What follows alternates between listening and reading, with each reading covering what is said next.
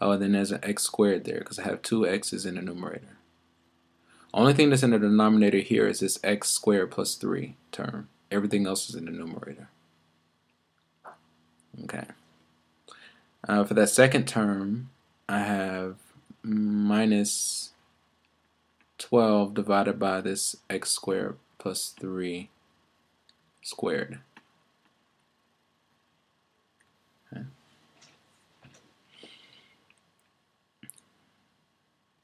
So if I'm going to add or subtract these fractions, I need a common denominator. My common denominator is going to be this x squared plus 3 cubed. So I don't have to do anything to that first one. This first one just stays what it is. X squared plus 3 cubed. So 48x squared.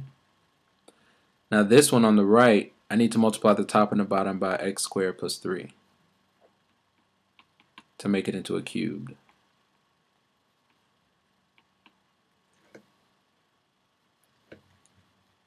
So I'm going to multiply by 1 in the form of x squared plus 3.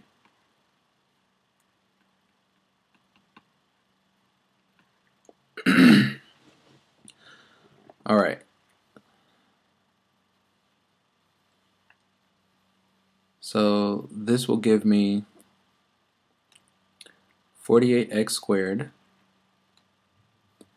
minus 12x squared minus 36 divided by x squared plus 3 cubed.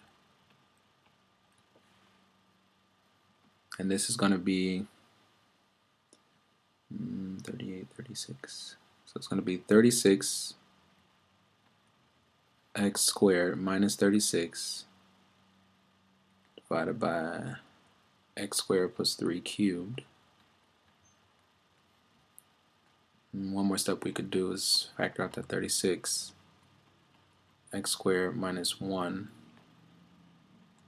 divided by x squared plus 3 cubed.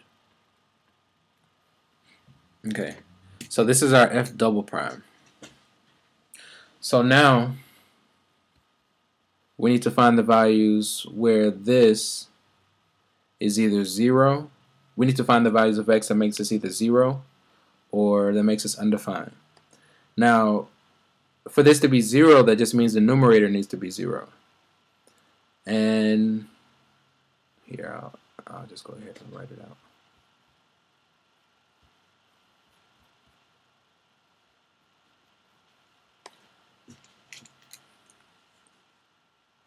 So if I set the numerator to 0, I have 36 times x squared minus 1 equal to 0.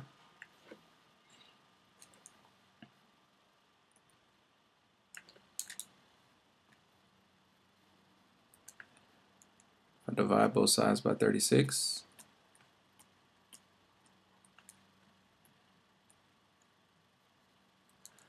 That gives me x squared minus 1 is 0.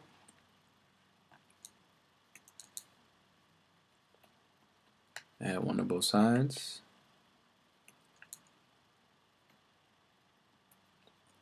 This gives me x squared equals 1.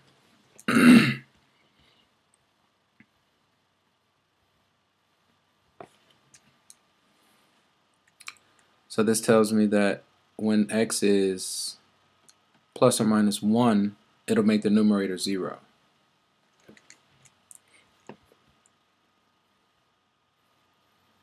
Then also,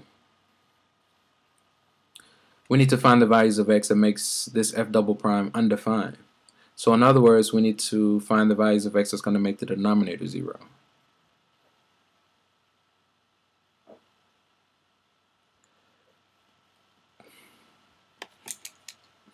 Now, if you couldn't just look at that and see immediately that you're not going to have a number that's going to give you that, even if you did the same process, you should come to the conclusion that there aren't going to be any x's that's going to make that 0.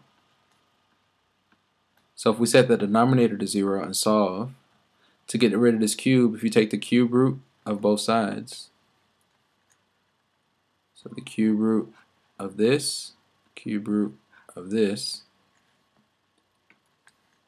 you're left with x squared plus 3 equals 0. And then you have x squared equals a negative 3. Now we're not using imaginary numbers in our set right now. So you see something like this, and when you take the square root of both sides, you're going to get an imaginary number. So for our discussion, we're not going to have any x that makes that denominator 0. So our only two critical numbers that we're going to deal with are going to be x equal to negative 1 and x equal to positive 1. Okay. And again, we're not going to have any numbers that make our function undefined. So now we're just going to make the table and test the intervals like we did before. Because again, if we take a look at our guidelines, it says locate the x values for which f double prime is either 0 or undefined. So we did that. Now we want to use these x values to determine the test intervals. And then we're going to test the sign of f double prime in each of the intervals. So again, if we're looking at the interval, or imagine this is the real number line. Say this is negative 1 and this is positive 1. This tells us we need to test from negative infinity to 1, from negative infinity to negative 1, from negative 1 to 1, and 1 to positive infinity. Okay. So if we're making a table, the table that we're going to use right now, we're going to look at the interval.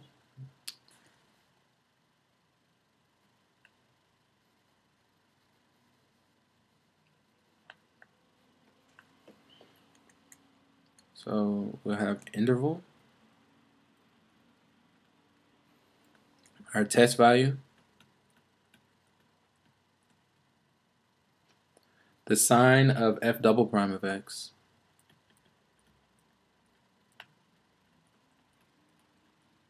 and then our conclusion.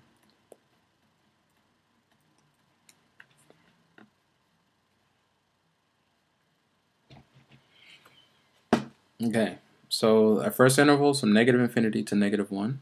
So negative infinity to negative 1. We can choose something like x equals negative 2. So the sign of f double prime of negative 2, let's see, f double prime of negative 2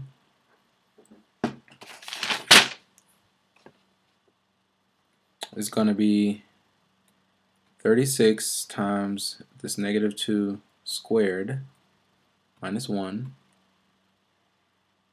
divided by this negative 2 squared plus 3 all cubed. Now let's see. In the top we have 4 minus 1, which is 3. 3 times 36 is 90, it should be 108. The bottom we have 4 plus 3, which is 7. So that's going to be 7 to the power of 3, 49. So notice this is positive and positive. So our f double prime, it should be positive. Okay. So this tells us that our f of x is concave up. So f double prime is positive, so f is going to be concave up. Now if we test from negative 1 to 1, we can test x equals 0 and find f double prime of 0.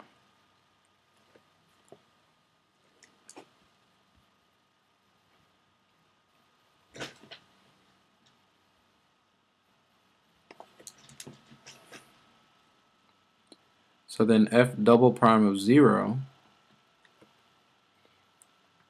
is going to be 36 times 0 squared minus 1 over 0 squared plus 3 all cubed. That's going to be